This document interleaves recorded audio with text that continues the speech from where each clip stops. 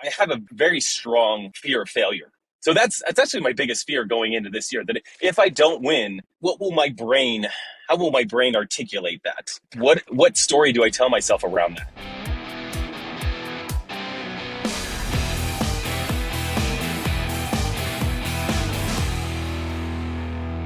What's going on, everybody? It's Physical Friday, and this week we're talking about fear. Can fear be crippling, or can fear be a tool that you can use to your advantage? And you know what? When you're trying to do something, whether that's a physical event, maybe you're going to be in a fishing tournament for the first time, or you're going to move to a bigger fishing tournament, or you're going to make a presentation at work, or you are going to open a new business, or you're going to have a big meeting, whatever. There can be a lot of fear about outcome. There can be a lot of fear about your performance. You can let that fear cripple your performance. You can be so scared that you do not execute your plan like you know you should. You can be so scared that you fumble over your words. You can be so scared that you do a very, very poor job in whatever it is. Or you can use that fear as a tool that might help you to make you better. You know, on Physical Friday, and a lot of times what we're lucky enough to do on this podcast and also through YouTube and so many other avenues that we have today, you can see high performers, people who have won really big things, or have opened incredible businesses, or who have made incredible presentations, or, you know, are multiple time champions in a certain event. And you can learn from them. And you can learn from them whether you like that sport or you don't like that sport. You can take what they have done to motivate themselves to be multiple time champions, and you can apply it to your life. And maybe it's a tennis player, but there's something that you can apply from tennis to fishing. There's something you can apply from golf to a business meeting that you're about to have. And in this case, there's something that you might be able to apply from CrossFit.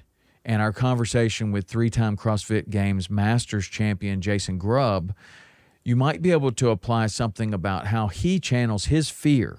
And he does have fear. Even though he's a three-time CrossFit Games champion, he has plenty of fear. Some of his fear is that he's already been champion, everyone expects him to be champion again, and, you know, what happens if he fails?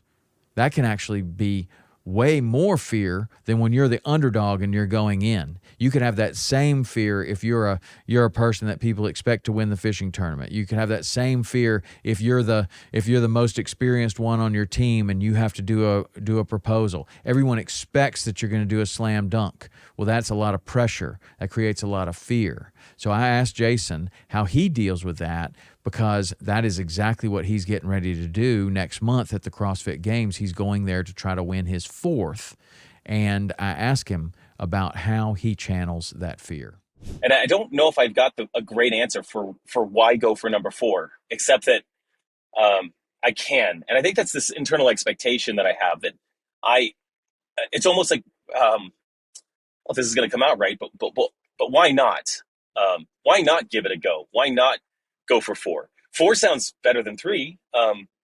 But the risk is that I don't win. And then I've got to deal with my own internal ramifications of, if I don't win this year, what story do I tell myself around that? So that's actually my biggest fear going into this year, that if I don't win, how will my brain articulate that? But I'll cross that bridge, because I'm going to go and I'm going to win. I'm going to do everything I can to win. But I have a very, very strong fear of failure.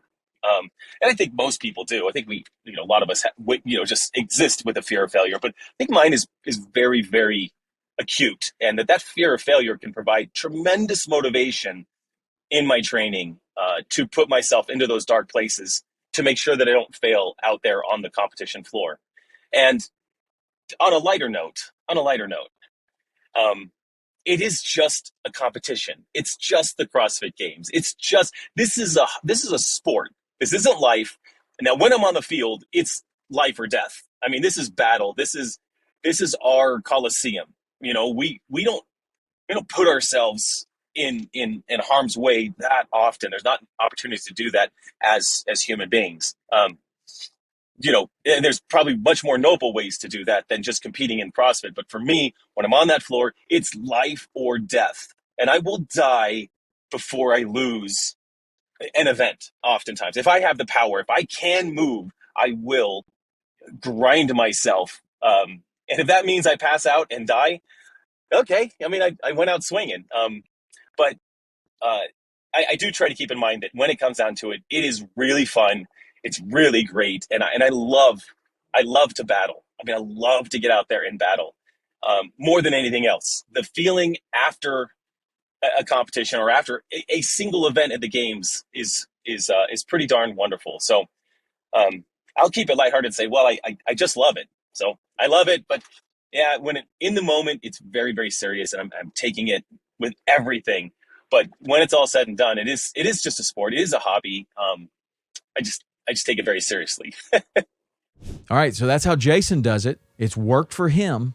And whether you're trying to be a CrossFit Games champion, which I doubt many of you are, or you're trying to do something within your family or within your work or within your sport, you can take things and learn lessons from other athletes and other business leaders and apply them to where you are. I hope that was helpful. We'll see you next week.